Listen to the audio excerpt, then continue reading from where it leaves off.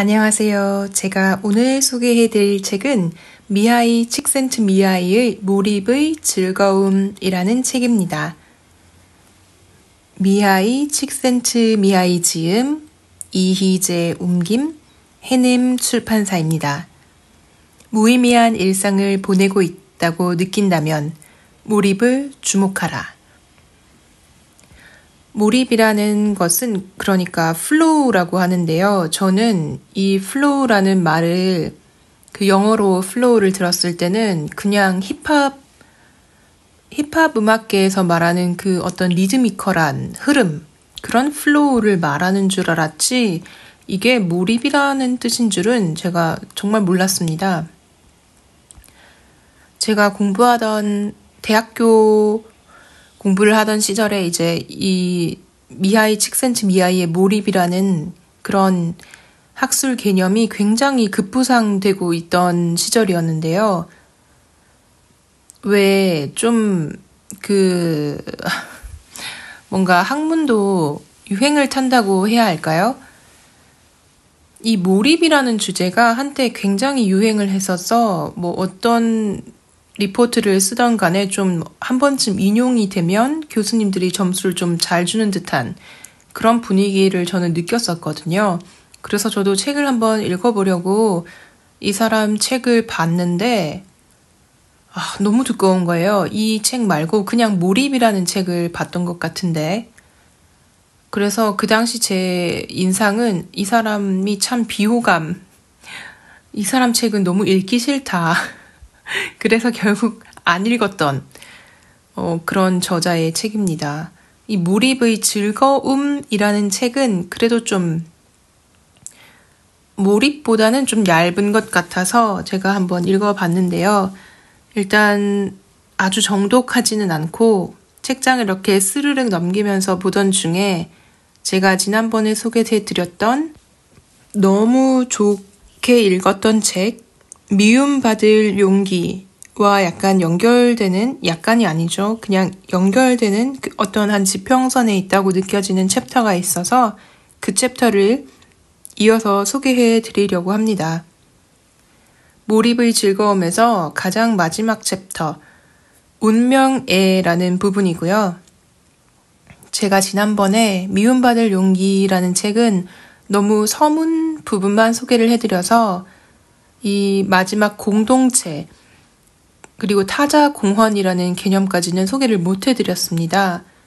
그런데 알프레드 아들러의 심리학에서 이제 우리가 스스로 자신을 찾아가는 과정 중에 가장 중요하다고 여기는 개념이 이제 타자 공헌, 즉 남에게 공헌하는 삶을 살아야지 자아가 완성된다, 뭐 이런 식으로 저는 해석을 했는데요. 그리고 우리는 공동체, 우리를 하나의 개인에 주목할 것이 아니라 우리가 공동체에 속해 있는 그 소속된 어떤 자아로서의 자아상을 중요시해야 된다. 뭐 이런 아주 중요한 메시지가 마지막 부분에 있었는데 그 부분까지 제가는 지난 시간에는 미처 소개를 다 못 해드렸습니다. 그런데 이 9번째 챕터 미하이 칙센트미하이의 운명애가 약간 그것과 결을 같이 하는 것 같아서 오늘은 이 부분 소개해 드리려고 합니다. 그렇지만 시작은 항상 저자 소개로 먼저 하겠습니다. 저자 소개, 미하이 칙센트미하이. 시카고 대학의 심리학, 교육학과 교수를 역임하고 클레어몬트 대학 심리학과 및 피터 드러커 경영대학원 석좌 교수이자 삶의 질 연구소 소장으로 재직 중이다. 몰입 이론의 창시자로 유명한 그는 오랫동안 인간의 창의성과 행복에 대해 연구해온 세계적 석학이다. 칙센트미하이 교수의 연구에 대한 관심과 적용은 학계는 물론 교육 및 비즈니스 등 다양한 분야에 걸쳐 나타나고 있다.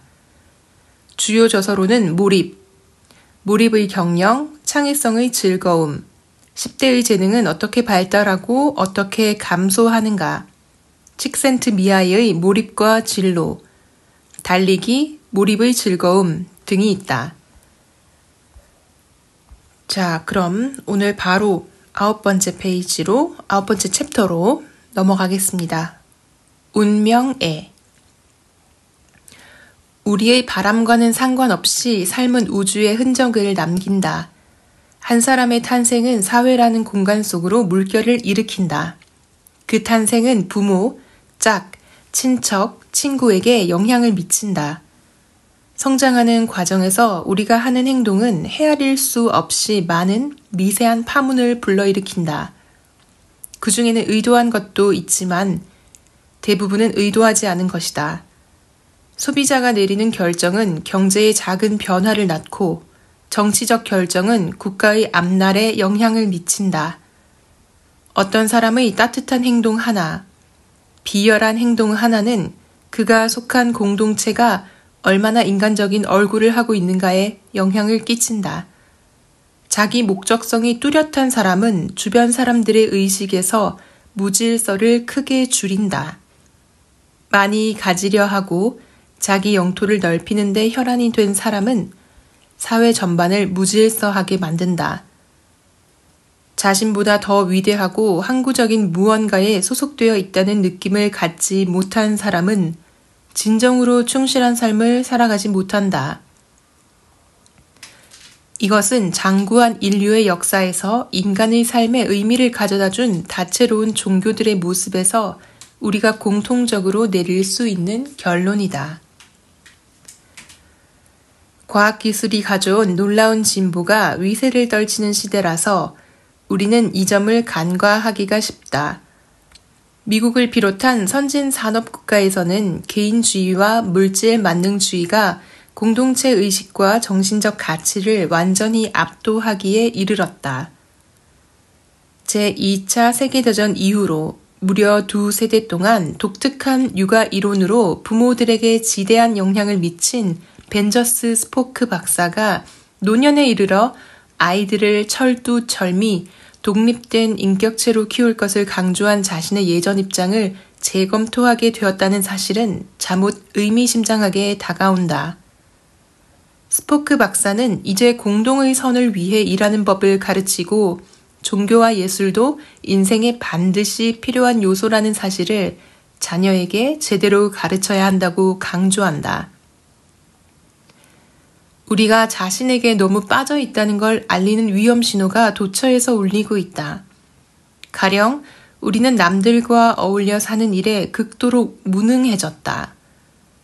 그 결과 선진국 도시 인구의 절반은 혼자서 살고 있고 치솟은 이혼율은 좀처럼 수그러들 줄 모른다.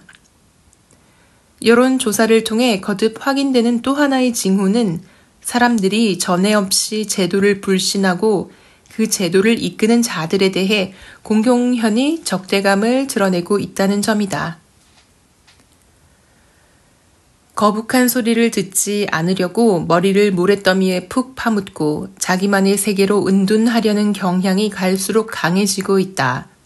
그러나 소크라테스가 이미 갈파한 바 있고 최근까지 독재자 밑에서 모진 고생을 한 사람들이 공통적으로 지적하듯 썩은 사회를 등지고 초연하게 혼자 살아가기란 불가능하다. 자기 한 몸만 간수하면서 살아갈 수 있다면야 얼마나 편하겠는가. 불행하게도 세상은 사람을 편하게 놓아두지 않는다. 남들에게 적극적으로 책임감을 느끼고 우리가 속한 세상을 외면하지 않는 자세는 바람직한 삶에서 절대로 빼놓을 수 없는 요소다. 그런데 문제는 어떻게 자기 의식을 흐트러뜨리지 않으면서 어수선한 주변 상황을 개선할 수 있느냐다. 불가에서는 그 비결을 이렇게 설명한다. 우주의 미래가 내 한 손에 달려있다는 생각을 한시도 접지 말되 내가 하는 일이 대단한 일이라는 생각이 고개를 들 때마다 그걸 비웃어라. 이처럼 진지한 유의의 정신이 살아있고 근심과 겸손이 조화를 이루어야만 사람은 어딘가에 전념하면서도 무심함을 잃지 않을 수 있다. 이런 지혜를 익힌 사람은 반드시 이기지 않아도 만족감을 느낄 수 있다. 성패와는 무관하게 우주의 질서를 끌어올리려고 노력하는 시도 그 자체가 그에게는 보상으로 다가온다. 그런 사람 말이 뻔히 질 줄 알면서도 선의를 위한 싸움에서 희열을 맛보게 된다. 막다른 골목에서 벗어나려면 우선 내가 누구인지를 정확히 파악해야 한다. 그런 자아상 없이는 멀리 나가지 못한다. 그러나 자아상에는 맹점이 있다. 어린 시절에 처음 모습을 드러내는 순간부터 이 자아상은 곧바로 의식 전체를 지배할 가능성이 높다는 점이다. 경직된 자아상에 자기를 비끄러맨 나머지 자아는 의식의 여러 내용 중에서 중요한 한 가지라는 인식에 머물지 않고 관심을 기울일 만한 가치가 있는 유일한 대상이라고 여기는 사람이 적지 않다. 문제는 우리가 머릿속으로 지어낸 가공의 대상을 만족시키기 위해 온 에너지를 쏟아붓는다는 점이다. 사실 우리가 만든 자아가 합리성을 가지고 있다면 문제될 건 없다. 그러나 응석바지로 자란 아이들은 터무니없이 일방적이고 자기 주장에 급급한 자아를 공고히 굳히면서 큰다. 사랑 없이 자란 아이들이 키우는 자아는 자기애로 빠져들기 십상이다. 고삐 풀린 탐욕의 노예가 되어버린 자아, 턱없이 과대망상증에 걸려든 자아가 엄연히 우리 현실 속에 존재한다.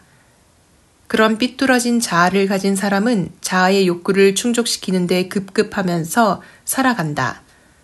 자아가 권력, 돈, 사랑, 모험을 요구한다 싶으면 그들은 궁극적으로 자기에게 무엇이 더 좋은지는 염두에 두지 않고 눈앞의 욕구를 만족시키기 위해 물불을 가리지 않는다.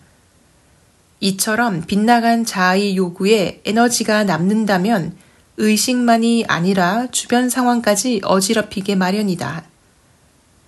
자아 감각이 없는 동물은 생물학적 욕구가 어느 정도 충족되면 그 선에서 멈춘다.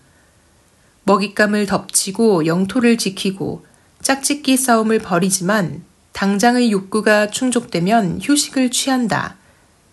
그러나 권력이나 재산의 뿌리를 둔 자아상을 발전시킨 인간은 끝없이 이익을 탐한다.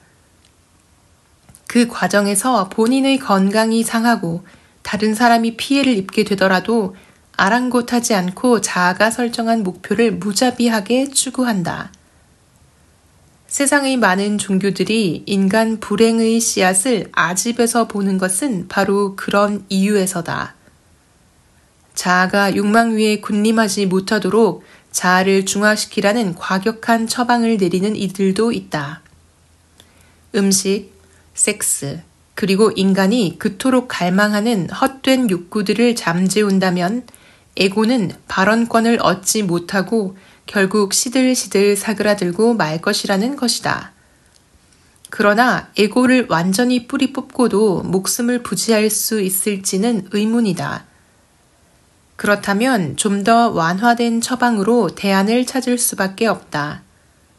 그것은 자아를 직시하고 자아의 미묘한 특성을 이해하는 길이다. 그래야만 인생을 살아가는데 진정으로 도움이 되는 욕구와 우리의 삶을 초라하게 만드는 사악한 욕구를 구별할 수 있는 안목이 트인다. 이제까지 가장 어려운 장애물이 무엇이었느냐는 물음에 소설가 리처드 스턴은 이렇게 대답한다. 그것은 내 안의 쓰레기 같은 부분이라고 생각한다. 허영심, 자만심, 우월감, 비교의식 같은 말로 묘사되는 부분이다. 나는 그런 부분을 다스리려고 무척 고생했다. 나보다 천성이 좋은 동료나 친구가 짜증과 원한의 감정을 이겨내지 못하는 모습을 자주 보았지만 그 점에서 나는 행운하였다. 내 안에 있는 긍정적 요소에 힘입어 그런 좋지 못한 감정을 극복할 수 있었기 때문이다. 나도 안 좋은 감정을 분명히 가지고 있지만 그걸 이겨내는 요령을 터득했다. 가장 큰 장애물은 나 자신이라고 다시 한번 강조하고 싶다. 사람은 누구나 행복한 삶을 살아가길 원하지만 이때 가장 큰 걸림돌이 되는 것은 나 자신이다. 그러나 나 자신 없이 살아갈 수는 없다. 따라서 율리시스처럼 우리도 자아가 불러일으키는 헛된 욕망에 현혹되지 않아야 하고 자아가 벗이 될 수 있으며 도움이 될 수 있고 충만한 삶의 단단한 반석이 될 수 있도록 애써야 한다. 스턴은 한 걸음 더 나아가 고삐 풀린 에고를 어떻게 다스려 창조적 작업에 이용할 수 있었는지를 설명한다. 물론 내 안에는 못되고 치졸하고 삐뚤어지고 우유부단한 면이 수없이 도사리고 있지만 난 거기서 힘을 끌어낸다. 난 그것들을 바꿀 수 있다. 그것들은 힘의 원천이 된다. 앞서 말한 것처럼 작가가 휘어잡을 수 있을 때 그것들은 작가의 재료가 된다. 자아의 쓰레기 같은 부분을 인간 조건의 심오한 통찰로 끌어올릴 수 있는 건 작가만이 아니다. 우리에게는 누구나 사랑받고 싶은 욕망이 있고 그 욕망에 휘둘리지 않으면서 건설적으로 활용할 수 있는 능력이 있다. 우리 내부에 깃든 어둠의 정체를 깨달았으면 그것을 더 이상 두려워해서는 안 된다. 그 어둠을 심각하게 받아들이지 말고 우리의 환상에서 비롯된 그 어둠의 오만 무쌍함 앞에서 웃을 줄 아는 여유가 필요하다. 우리가 바라는 조건에 부합하지 않는 한 그 개걸스러운 욕망을 살려주어서는 안 된다. 그래야만 조금이라도 가치 있는 일을 성취할 수 있다. 말은 쉬워도 행동에 옮기기란 당연히 쉽지 않다. 그리스의 현자는 지금부터 벌써 3000년 전에 너 자신을 알라하는 가르침을 주었다. 이 문제를 깊이 성찰한 사람들은 행복한 삶의 첫걸음은 역시 나를 알고 다스릴 줄 아는 지혜에서 비롯된다고 한결같이 말하고 있다. 그러나 자아에 대한 이해는 그동안 별로 발전하지 못한 듯하다. 자아의 힘을 소리 높여 극찬한 사람일수록 실은 탐욕과 야심에 휘둘렸음을 입증하는 예가 너무도 많다. 자기를 깨닫는 작업의 중요성은 금세기에 들어와 특히 프로이트의 정신분석학에서 강조되었다. 양차 대전 사이의 냉소적 시대 정신에 강하게 영향을 받은 정신분석학은 거창한 목표를 내세우지 않았다. 정신분석학은 자아에 대한 지식을 제공할 뿐 그 지식으로 무엇을 어떻게 하라고 강요하지 않았다. 정신분석학이 자아의 심오한 이해에 도달한 것은 사실이지만 자아가 전형적으로 걸려드는 덫의 일부분, 즉 가족 안의 삼각관계를 극복하는 과정에서 유발된 앙심과 성욕의 억압만을 드러내는 데 그쳤을 뿐이다. 그러한 통찰이 중요하다는 건 부인하지 못할 사실이지만 정신분석학의 강령은 어린 시절의 상처만 쫓아내버리면 그 다음에는 순탄한 삶이 전개되리라는 턱없이 단순한 기대를 사람들에게 불어넣는 결과를 낳았다. 유감스럽게도 자아는 정신분석학에서 말하는 것보다 훨씬 교활하고 복잡한데도 말이다. 심리치료에서는 환자의 회상과 숙련된 분석가가 그것을 듣고 환자의 과거 경험을 공유하는 작업을 중요시한다. 이 반성의 과정은 매우 유익하며 너 자신을 알라는 현자의 가르침에서도 크게 벗어나지 않는다. 문제는 이런 유형의 치료가 널리 퍼지면서 사람들이 자신의 과거를 돌아보고 반추하면 갈등은 저절로 해소되리라는 그릇된 믿음을 가지게 되었다는 사실이다. 우리는 렌즈를 통해 과거를 보지만 그 렌즈 자체가 우리가 안고 있는 문제로 인해 일그러져 있는 상황에서 어떻게 저절로 갈등이 해결되겠는가? 회상을 통해 유익한 결과를 얻으려면 오랜 시간이 필요하며 노련한 분석가의 도움을 얻어야 한다. 더욱이 자기 도취 분위기가 지배하는 사회가 부추기는 과거 회상의 습관은 이를 더욱 꼬이게 만들기 쉽다. ESM 조사를 보면 자신의 과거를 회상할 때 사람들은 대체로 침울해진다. 아무런 준비 없이 과거를 회상하는 경우 그 사람의 의식에 처음 떠오르는 건 우울한 생각뿐이다. 몰입 순간에는 스스로를 잊게 되지만 무관심, 근심, 권태에 휩싸여 있을 때는 자아가 무대 중앙으로 나온다. 회상에도 노하우가 필요하다. 노하우 없이 무작정 문제만 되씹고 있어서는 갈등이 줄어들기는커녕 오히려 악화되기 십상이다. 일이 잘 풀리지 않을 때 상념의 무게 중심은 자기 쪽으로 기울게 마련이지만 그렇게 되면 현재의 불안이 과거를 채색하고 다시 그 고통스러운 기억이 현재를 더욱 암울하게 만드는 악순환의 고리가 형성된다. 이 고리를 깨부수는 한 가지 묘책은 좋은 일이 생겼을 때, 자기 기분이 상승세에 있을 때 삶을 반추하는 습관을 들이는 것이다. 이보다 더 좋은 방법도 있는데 그것은 보다 간접적으로 자아의 조화를 가져다주는 목표와 인간관계에 에너지를 쏟는 것이다. 몰입을 경험하기 위해서는 뚜렷한 목표를 가지는 게 좋다. 목표를 달성하는 게 중요해서라기보다는 목표가 없으면 한 곳으로 정신을 집중하기가 어렵고 그만큼 산만해지기 쉽기 때문이다. 등반가가 정상에 오르겠다는 뚜렷한 목표를 내거는 이유는 꼭대기에 못 올라가서 환장을 했기 때문이 아니라 그런 목표가 있어야 등반에서 충실한 경험을 할 수 있기 때문이다. 정상이 없는 등반은 무의미한 발놀림에 지나지 않으며 사람을 불안과 무기력에서 헤어나오지 못하게 할 것이다. 자기가 세운 목표에 합당한 일을 하는 동안에는 설령 몰입은 경험하지 못하더라도 마음이 개운해진다는 걸 입증하는 예는 얼마든지 있다. 가령 친구들과 같이 지내는 시간은 무척 즐겁다. 죽이 잘 맞는 친구들과 있으면 더욱더 그렇다. 그러나 일을 해야 한다는 심적 부담이 있으면 아무리 가까운 친구들과 있어도 마음이 무겁다. 반면에 아무리 하기 싫은 일도 목표를 이루기 위해 반드시 거쳐야 할 관문이라는 생각이 들면 덜 괴롭다. 삶의 질을 끌어올리는 가장 손쉬운 길은 주인의식을 가지고 행동하는 것이라는 평범한 진리를 우리는 여기서 다시 한번 확인한다. 우리가 하는 일은 대부분 어쩔 수 없이 의무감 때문에 하는 일, 혹은 달리 하고 싶은 일이 없어서 하는 일이다. 너무나 많은 사람들이 그저 실가는 대로 움직이는 꼭두각시처럼 느끼고 살아간다. 그런 입장에 놓이면 아까운 에너지를 탕진하고 있다는 생각이 저절로 든다. 해결책은 간단하다.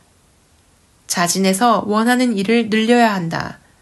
무엇을 원한다는 사소한 마음의 움직임이 집중력을 높이고 의식을 명료하게 만들며 내면의 조화를 이루어낸다. 살다 보면 해야 할 일과 해선 안 될 일이 많이 있다. 회의에 참석하는 일, 쓰레기를 내다 버리는 일, 공과금을 내는 일, 아무리 면해보려고 잔머리를 굴려도 피치 못하게 해야 하는 일이 있다. 그러므로 우리는 선택해야 한다. 툴툴거리며 마지못해서 할 것인가, 아니면 즐거운 마음으로 해치울 것인가. 둘 다 의무감에서 비롯된 행동이지만 후자가 더 긍정적인 경험을 낳는다. 청소처럼 누구나 하기 싫어하는 일도 가장 빠르고 효율적으로 해치운다는 목표를 정해놓고 하면 생각보다 고통스럽지 않다. 목표를 설정해 놓으면 일하는 괴로움이 상당히 줄어든다.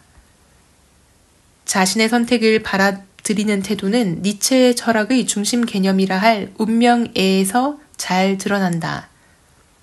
충실한 삶을 살아가려면 어떤 자세가 필요한가를 논의하는 대목에서 니체는 이렇게 말한다. 운명애를 가진 사람은 위대하다는 게 나의 신조다. 운명애는 살아갈 날에서도 살아온 날에서도 달라지지 않기를, 아니 영원히 달라지지 않기를 바라는 자세다. 불가피한 것을 견디는 데서 그치지 않고 그것을 사랑할 줄 아는 태도다. 또 이런 구절도 있다. 나는 피치 못할 일을 아름답게 받아들이는 법을 자꾸자꾸 배우고 싶다. 그럼 나도 세상을 아름답게 만드는 사람이 될 수 있을 테니까. 에이브래햄 매슬로우의 연구도 비슷한 결론에 이르렀다. 임상적 관찰과 자기 실현에 이르렀다고 여겨지는 사람들과의 면접을 통해 그는 성장의 과정이 절정감으로 귀결된다는 결론에 도달했다. 절정감은 자아와 환경의 일치를 뜻한다. 그것은 내적 필요성과 외적 필요성, 혹은 내가 원하는 것과 내가 안 하면 안 되는 것 사이의 조화를 의미하기도 한다고 매슬로는 말한다. 그 경지에 이른 사람은 자유롭게 행복한 마음으로 자신의 운명을 흔쾌히 받아들인다. 그는 자신의 운명을 자기 의지대로 선택한다. 심리학자인 칼 로저스도 비슷한 생각이다. 그는 심신이 건강한 사람에 대하여 다음과 같이 말한다. 그는 내적 자극에 대해서건 외적 자극에 대해서건 가장 경제성이 높은 방향으로 행동 방침을 정하고 그쪽을 따르려고 한다. 그렇게 하는 것이 가장 깊은 만족감을 주기 때문이다. 로저스의 말은 이어진다. 심신이 건강한 사람은 확고하게 결정된 것을 자유의지로, 자발적으로, 능동적으로 선택하고 추구할 때 가장 확실한 자유를 경험할 뿐 아니라 그것을 선용한다. 그러므로 니체와 매슬로우의 말대로 운명에는 자의에 의한 것이든 타의에 의한 것이든 자기 행동의 주인의식을 가지려는 자세에 다름 아니다. 진정한 희열과 인격의 성장은 무질서한 인간 생활 중심의 중압감에서 벗어날 때만이 기대할 수 있다. 우리가 하지 않으면 안 되는 일을 사랑할 줄 알 때 삶의 질이 높아진다고 한 니체의 말은 100번 옳다. 그러나 매슬로와 로저스가 들고 나온 인본주의 심리학에도 따지고 보면 한계점이 없지는 않다. 사회가 번영을 구가하고 평화로운 분위기가 지배하던 금세기 중엽에는 자아실현이 긍정적 결과를 낳는다는 대전제를 누구도 의심하지 않았다. 자아실현을 한답시고 세부 방법론을 따지거나 이런저런 목표들 사이의 우려를 논하는 것은 별 의미가 없었다. 중요한 것은 자기 나름의 길을 걸어간다는 것이었다. 낙관적 분위기가 사회 전반을 감싸 돌았고 유일한 악덕은 자기의 잠재력을 실현하지 않는 데서 나온다는 믿음을 누구나 가지고 있었다. 그런데 사람들이 자신은 물론 남에게도 악영향을 미치는 활동을 차츰 즐겨하면서 문제가 싹 텄다. 약탈과 파괴를 일삼는 청소년들은 차를 훔치거나 남의 집에 무단 침입하는 데서 쾌감을 느끼기 때문에 그런 짓을 하지 않을 다른 이유는 없다. 군인들은 전선에서 기관총을 앞에 놓고 있을 때만큼 강한 몰입감을 느낄 때가 없다고 말한다. 물리학자인 로버트 오펜하이머는 원자폭탄을 개발하는 동안 자기가 풀어야 할 매혹적 문제를 시정 어린 글 속에 담았다.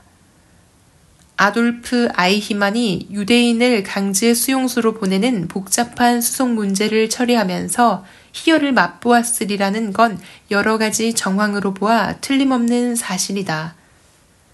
이런 예들이 암시하는 윤리적 의미는 명확히 다르지만 자기가 하는 일을 즐긴다고 해서 그 일을 해도 좋다는 논리는 성립되지 않는다는 걸 알 수 있다. 관심을 모으고 행동을 일으키는 몰입은 정신력의 원천이다. 다른 형태의 힘과 마찬가지로 정신력도 중립적 성격을 낳는다. 그것은 건설적인 목적으로도 파괴적인 목적으로도 사용될 수 있다.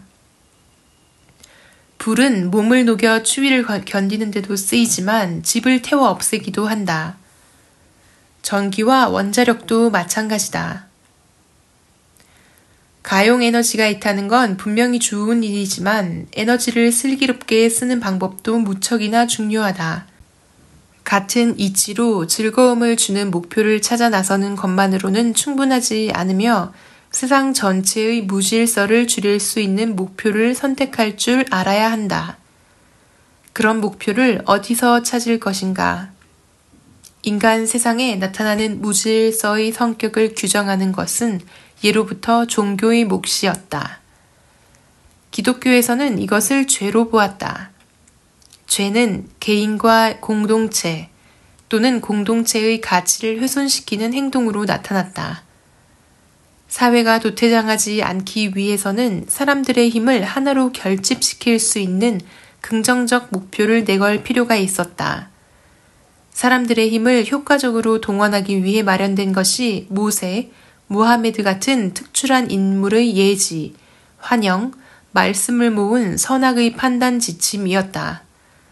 이러한 목표들을 속세에서 통용되는 언어로 정당화하는 데는 한계가 있었다. 우리가 한 행위라는 결과라는 것이 고작해야 이 세상에서 눈으로 확인할 수 있는 것이라면 비난을 감수하는 한이 있더라도 쾌락과 물질적 이익을 최대한으로 추구하는 것이 남는 장사라는 것을 모를 바보는 없기 때문이다. 모든 사람이 자기 이익만 쫓아서 행동한다면 공동체는 와해될 수밖에 없다. 그래서 모든 종교는 이기심에 눈먼 사람의 말로를 보여주는 시나리오를 준비해야 했다. 내세에서 비천한 동물로 태어난다든가 까맣게 잊힌다든가 지옥의 불길로 떨어진다든가 하는 이야기는 그렇게 해서 생겨났다. 오늘의 시대가 풀어야 할 가장 큰 숙제는 우리가 이 세계에 대하여 알고 있는 내용의 틀에서 벗어나지 않으면서도 초월성을 가진 목표들의 새로운 터전을 발굴하는 것이다. 즉, 삶의 의미를 주는 새로운 신화를 만들어야 한다는 뜻이다. 그 신화는 고대의 신화들이 이미지와 비유와 사실을 통해 우리 선조에게 삶을 이해할 수 있는 길을 터주었던 것처럼 오늘의 우리가 현실을, 가까운 미래를 헤쳐나갈 수 있도록 이끌어야 한다. 고대인들이 신화를 진심으로 믿었던 것처럼 우리도 새로운 율법의 진실성을 의심하지 말아야 한다. 과거에는 예언자가 신화를 만들어 공동체의 믿음에 힘을 실었다. 초월적 존재가 어떤 행동을 요구하고 있으며 감각 너머에 있는 저 세상은 어떤 모습을 하고 있는지 예언자는 친숙한 비유로 설명하면서 사람들에게 겁을 주었다. 모든 것을 안다고 주장하는 예언자는 앞으로도 여전히 나타나겠지만 그 영향력은 예전보다 현저히 떨어질 것이다. 과학을 통해 물질적 과제를 해결하고 민주주의를 통해 정치적 갈등을 풀어가는 전통 속에서 살아온 사람들은 아무리 현란한 용어를 구사해도 개인의 입을 통해서 나오는 진리는 믿지 않으려는 경향이 강하다. 물론 개인 숭배에 가까운 사교 집단은 지금도 찾아볼 수 있지만 건강한 회의 정신이 살아있어서 그 집단이 위세를 부리도록 방치하는 것은 일어나지 않는다. 따라서 과학적 진리와 민주적 의사결정의 상식선에서 벗어나지 않는 계시만이 우리에게 신뢰감을 줄 수 있다. 예언자를 무작정 기다리는 것보다는 과학자와 사상가가 꾸준히 쌓아 올리고 있는 지식에서 바람직한 삶의 토대를 발견할 수 있지 않을까. 우주에 대해 이미 밝혀진 지식만으로도 우리는 어떤 행동이 복잡성과 질서를 높이고 어떤 행동이 파괴를 낳는지 너무나 잘 안다. 우리는 모든 생명체 상호 간의 또 환경과의 긴밀한 유대관계를 재발견하고 있다. 작용과 반작용이 맞물려 있다는 걸 새삼 깨닫고 있다. 질서와 에너지를 창조하기는 어려운 반면 무질서는 한순간에 도래한다는 걸 알았다. 만물은 긴밀하게 얽혀 있으므로 어떤 행동의 결과가 당장은 눈에 보이지 않아도 먼 곳에서 파급 효과를 낳는다는 걸 이해하게 되었다. 이것은 삶을 사려 깊게 관찰한 북아메리카 원주민, 불교, 조로아스터교가 이런저런 방식으로 아득한 옛날부터 이미 강조한 바 있는 가르침이다. 우리에게 이런 사실을 설득력 있는 언어로 체계적으로 표현하는 것은 오늘 과학이 풀어야 할 숙제다. 그러나 현대 과학은 더욱 흥미로운 통찰력을 보여주고 있다. 가령 상대성 원리는 지난 2000년 동안 세계를 지배해온 단일신 교리와 그것에 밀려났던 더 분화되고 개성화된 다신교의 간극을 메우는 실마리를 제시할지 모른다. 다신교의 부작용은 무엇일까?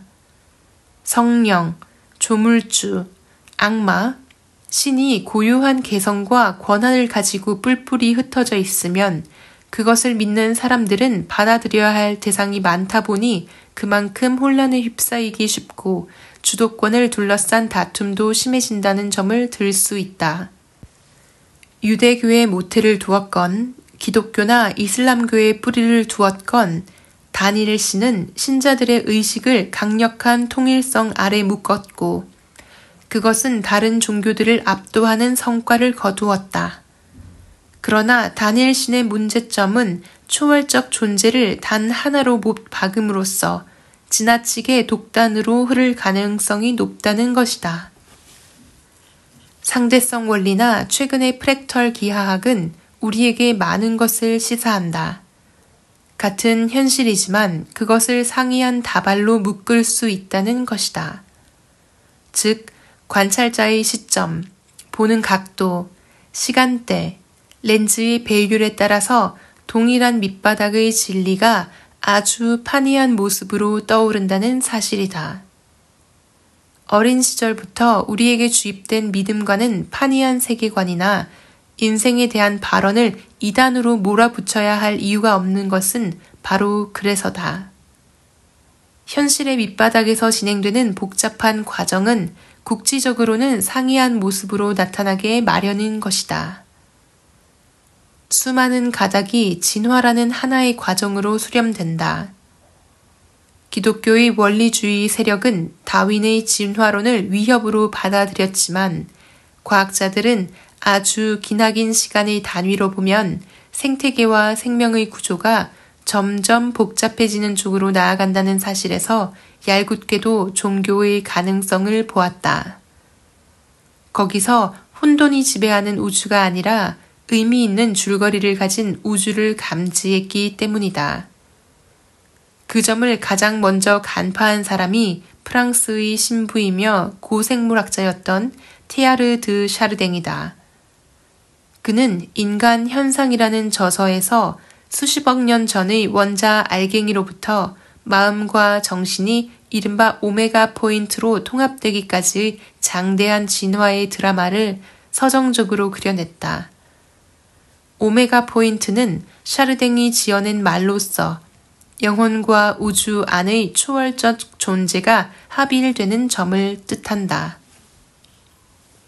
대다수 과학자들은 샤르댕의 생각을 비웃었지만 C.H. 위딩턴, 줄리언 헉슬리, 디오도시어스 dobzhansky 같은 혁신적 사고를 가진 과학자들은 그것을 진지하게 받아들였다. 복작성의 진화라는 신화는 사람들을 매료시킬 만큼 단단한 토대 위에 서 있었다. 가령 소아마비 백신을 만들었지만 자신은 과학자면서 동시에 예술가, 인문주의자라는 자부심에 차 있었던 조너스 설크는 만년을 전생이 어떻게 내세를 이해하는 열쇠가 될 수 있는지를 탐구하는 데 바쳤다. 그의 말을 들어보자. 뭐랄까, 나는 좀 더 근원적인 물음에 창조성, 그 자체에 지속적으로 관심을 가졌다. 우리는 진화 과정의 산물이라는 게 내 생각이다. 창조적 진화라고 해도 좋다. 이제 우리는 과정 자체가, 아니, 과정의 일부가 되었다. 그런 관점에서 보니까 우주의 진화가 새삼 다가왔다. 우주적 진화를 크게 나누자면 먼저 내가 소위 전생물학적 진화라고 부르는 물리적 화학적 진화가 있고 그 다음에 생물학적 진화, 그리고 뇌와 정신의 메타 생물학적 진화가 있다. 여기에 다 덧붙이고 싶은 것이 이른바 신학적 진화, 즉 목적을 가진 진화다. 내 목표는 진화와 창조성을 목적론적 관점에서 이해하는 것이라고 보아도 무방하리라. 이제 막 윤곽이 드러나는 지평선을 넘어서 그 배후의 전체상을 일거에 파악하려는 것은 좀 섣부를지도 모른다. 그러나 작가와 과학자들은 가까운 미래에 현실화될 세계상을 짜맞추느라 오늘도 부심하고 있다. 그 중에는 좀 황당한 느낌을 주어서 상상의 영역에만 머물러 있는 것처럼 보이는 내용도 있다.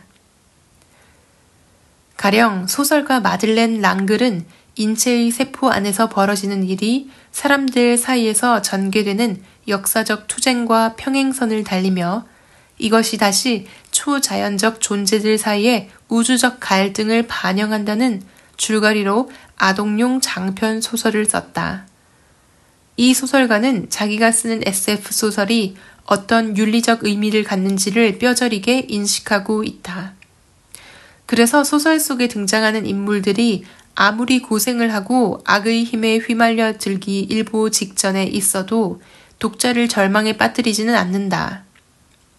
희망을 품을 수 있도록 주인공을 살려내야 한다. 난 희망이 담겨 있지 않는 책을 좋아하지 않는다. 읽고 나면 인생은 살아봤자다 라는 느낌이 드는 그런 책 말이다. 힘겹긴 하지만 그래도 인생은 견딜만하며 결국엔 보람이 있다는 확신을 갖게 만드는 그런 책을 쓰고 싶다. 금세기의 가장 뛰어난 물리학자로 몇 손가락 앞에 꼽히는 촌 아치볼드 휠러는 우리와는 무관하게 외부에 객관적으로 존재하는 것처럼 보이는 물질 세계가 사실은 얼마나 우리의 적극적 개입 덕분에 존립할 수 있는가를 규명하는 데 전력을 기울이고 있다. 저명한 소아과 의사인 벤저스 스포크 박사는 우리의 시대적 상황에 맞는 언어로 정신적 발전에 관한 자신의 이론을 재정립하려고 노력 중이다. 그리고 경제학자이며 사회운동가인 헤이즐 핸더슨처럼 면면히 이어지는 생명의 흐름을 그때그때 집약하는 것으로 자신의 정체성을 규정하는 독특한 철학의 소유자도 있다. 내 마음 한구석에서 느끼는 나의 모습은 외계인이다. 나는 지구를 잠시 방문하러 왔다. 사람의 형상을 하고 있을 뿐이다. 인간이라는 종에 유독 마음이 끌리기 때문이다. 그래서 인간의 육체를 빌리는 것이다. 그러나 내 안에는 무한성이 있다. 나에게는 이것들이 너무나 친숙한 관념이다. 경박해 보일지 모르지만 이것이 내 나름의 수행이요 전진이니 어쩌겠는가. 육신의 부활, 외계인 납치, 초감각 지각을 연상시키는 이런 회개망측한 주장의 과거의 미신으로 돌아가자는 소리냐고 흥분할 사람들도 필시 있을 것이다. 그러나 이런 믿음을 문자 그대로 신봉하는 뉴에이지 계열의 사람들과 지금 내가 거론한 사람들은 분명히 다르다. 이들은 믿음은 가지만 언어로 표현할 길이 없는 근본적 현실에 조금이라도 다가서기 위해서 비유적으로 말하고 있을 뿐이다. 다른 사람은 몰라도 이들은 자신의 주장을 절대 액면 그대로 받아들이지는 않을 거라고 나는 자신한다. 자신들이 알고 있는 지식 자체가 진화 과정에 있으며 몇 년이 지나면 그것은 전혀 다른 언어로 표현되어야 하리라는 걸 너무도 잘 아는 사람들이기 때문이다. 진화는 과거와의 연속선에서 미래를 볼 수 있게 해주지만 의미 있고 만족스러운 삶의 길을 보장해주는 것은 아니다. 확실히 기존 종교들이 인간의 의식에 그토록 막강한 힘을 발휘할 수 있었던 건 예컨대 하나님은 당신의 모습대로 우리 인간을 창조했다는 주장과 그와 함께 수많은 화가들이 하느님을 자애로운 아버지로 묘사한 데서 엿볼 수 있듯이 종교가 우주적 힘을 인격화한 데 크게 힘입었다. 이보다 더 중요한 것은 종교가 개개인의 삶에 위엄을 부여하고 영생을 약속했다는 점이다. 종교가 강한 흡입력을 갖는 이유는 그것 때문이다.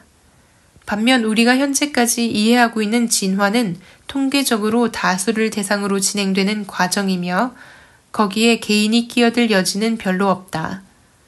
그것은 목적이나 자유의지가 아니라 우연과 필연이 지배하는 과정이다. 그러니 진화를 염두에 두면서 삶을 뜯어 고쳐야 한다는 구호가 사람들에게 통했을 리 없다. 하지만 과학이 알아낸 사실을 통해 우리도 개인적으로 희망을 가질 수 있는 건 아닐까? 먼저 과학은 우리 한 사람 한 사람이 얼마나 고유한 생명체인가를 절절히 깨닫게 한다. 유전자 암호의 성분들이 결합하여 매번 신체적, 정신적 특성이 다른 인간을 만들어내는 그 특이성은 차치하고라도 이 구체적 생명체가 출현하는 시간과 공간의 일회성을 보아도 그렇다. 한 개체는 물리적, 사회적, 문화적 맥락 안에서만 개인이 될 수 있으며 우리가 언제 어디서 태어나는가 하는 것은 그 누구와도 공유할 수 없는 삶의 유일무이한 좌표를 만들어낸다. 우리가 누구인가 하는 것은 유전 명령과 사회적 관계에 의해 결정되는 측면이 있지만 한편으로 우리는 자유라는 관념을 고안했으므로 우리가 일부분으로 살고 있는 전체 네트워크의 미래를 결정하는 선택을 할 수 있다. 어떤 화장품을 쓰느냐가 미래의 우리가 어떤 공기를 마시고 살아갈지를 결정하고 교사들과 얼마나 오랜 시간 대화하느냐가 아이들의 학습 내용에 영향을 미치고 우리가 어떤 프로그램을 시청하느냐가 상업방송의 성격을 바꾸어 놓을 것이다. 현대과학이 알아낸 물질과 에너지의 성격은 선과 악을 이해하는 새로운 가능성을 열어준다. 인간 사회에서 나타나는 악은 물질계에서 나타나는 엔트로피에 비유할 수 있다. 우리는 한 사람의 영혼이나 공동체를 어지럽히고 괴롭게 만드는 원인물을 악이라고 부른다. 악은 대체로 가장 손쉬운 길을 택하며 저급한 수준의 원리를 쫓아 움직인다. 의식을 가진 인간이 본능에 따라서만 행동하는 것, 또는 협력이 요구되는 상황에서 사회적 존재가 타산적으로만 움직이는 것이 좋은 예다. 만일 과학자들이 파괴의 수단을 완성하는 데에만 전력 투구한다면 그들이 아무리 최첨단 지식을 동원한다고 하더라도 결국 엔트로피에 굴복하는 셈이 되고 만다. 엔트로피와 악에 저항하는 노력을 기울이지 않는다면 모든 체계는 엔트로피와 악으로 되돌아가려는 움직임을 보인다. 거기에 맞서는 것이 우리가 선이라고 부르는 힘이다. 선은 경직성에 빠지지 않으면서도 질서를 지켜나가려는 행위, 가장 발달된 체계의 요구에 따라 움직이는 행위를 말한다. 선은 미래, 공동의 선, 타인의 입장을 배려하는 행위를 말한다. 선은 타성을 창조적으로 극복하는 힘이요, 인간의 의식을 발전시키는 원동력이다. 새로운 조직 원리에 따라 움직인다는 건 항상 어려운 일이고 더 많은 노력과 에너지의 투입을 요구한다. 그것을 이루어내는 능력을 우리는 덕이라고 부른다. 엔트로피가 지배하도록 놓아두는 쪽이 훨씬 편한데 왜 우리는 굳이 덕을 추구해야 하는 것일까? 영생이 보장되는 것도 아닌데 왜 굳이 진화의 길을 선택해야 하는 것일까? 우리는 영생을 좀 더 거시적인 맥락에서 이해할 필요가 있다. 우리가 이 세상에서 하는 행동은 오랫도록 울려 퍼지면서 앞으로 펼쳐질 미래상에 영향을 미친다. 지금 우리가 갖고 있는 개인의식이 죽고 난 뒤 어딘가에 보존되든 아니면 깡그리 사라지든 부인할 수 없는 사실이 하나 있다. 그것은 나라는 존재가 전체 현실을 구성하는 시줄과 날줄의 일부분으로서 영원히 남으리란 것이다. 우리가 생명의 미래에 더 많은 에너지를 투자할수록 우리는 그 생명의 일부분으로 확고히 자리 잡을 수 있게 된다. 거대한 진화의 틀 속에서 자신을 파악하는 사람의 의식은 작은 개울이 거대한 강물로 합류되듯이 우주와 하나가 된다. 생명의 흐름과 개인을 갈라놓는 것은 과거와 자아에 연연하고 타성이 주는 안일함에 매달리는 태도다. 악마를 의미하는 데빌이란 단어의 어원에서도 그 점을 확인할 수 있다. 데빌은 떼어내다, 동강내다 라는 뜻을 가진 그리스어에서 온 말이다. 복잡성을 눌러서 자꾸 단순한 것으로 토막내는 게 악마의 주특기다. 물론 과학이 우리에게 장밋빛 미래상만 안겨준다고 볼 수는 없다. 이 세상에서 무의미한 우연성만 보고 절망감을 느끼는 사람도 있을 것이다. 사실 그러기가 더 쉬운지도 모른다. 쉽고 단순한 길로 움직이는 엔트로피의 법칙은 우리가 세상을 이해하는 방식에도 영향을 미치기 때문이다. 어떻게 하면 남들에 대한 책임감을 잃지 않으면서도 삶을 즐겁게 만드는 목표를 찾아낼 수 있을까? 우리는 이 장을 이런 질문과 함께 시작했다. 과학이 제공하는 낙관적 미래상을 받아들이는 것이 그 질문에 대한 하나의 답이 될 수 있다고 나는 생각한다. 진화의 큰 틀 안에서 일상생활의 의무에 집중할 때 맛보는 충실한 몰입 경험은 우주의 미래를 엮어나가기 위한 징검다리가 될 수 있을 것이다.